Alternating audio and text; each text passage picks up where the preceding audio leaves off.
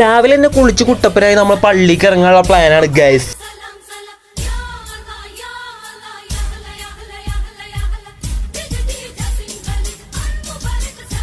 നിസ്കാരം കഴിഞ്ഞ് വീട്ടിലെത്തിയിട്ടുണ്ടെങ്കിൽ പുട്ടും ബീഫും ഉമ്മയുടെ സെറ്റാക്കിയിട്ടുണ്ട്. അപ്പൊ നമ്മൾ ഒന്നും നോക്കിയില്ല, ഒരു പുട്ടും ബീഫും കഴിച്ചു. അങ്ങനെ അതും കഴിച്ച് ഞങ്ങൾ റൂമിലെത്തിയപ്പോ ഉച്ചക്കുള്ള മീൻ ബിരിയാണി റെഡിയാക്കാനുള്ള സെറ്റപ്പ് തുടങ്ങാനുള്ള ഗൈസ്.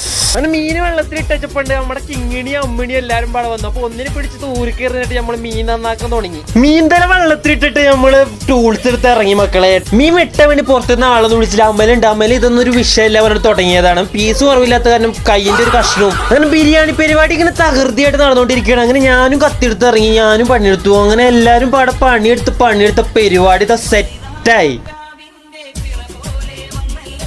അങ്ങനെ മീൻ ഞങ്ങൾ പൊരിക്കുകയും ചെയ്തു, ചിക്കൻ ബിരിയാണി വെക്കുകയും ചെയ്തു. അങ്ങനെ പരിപാടി ചെറിയൊരു ചേഞ്ച് വരുത്തി. അങ്ങനെ ചിക്കൻ കാലും കടിച്ചു പറിച്ച് ഞങ്ങൾ പരിപാടി അവസാനിപ്പിച്ചു ഗൈസ്.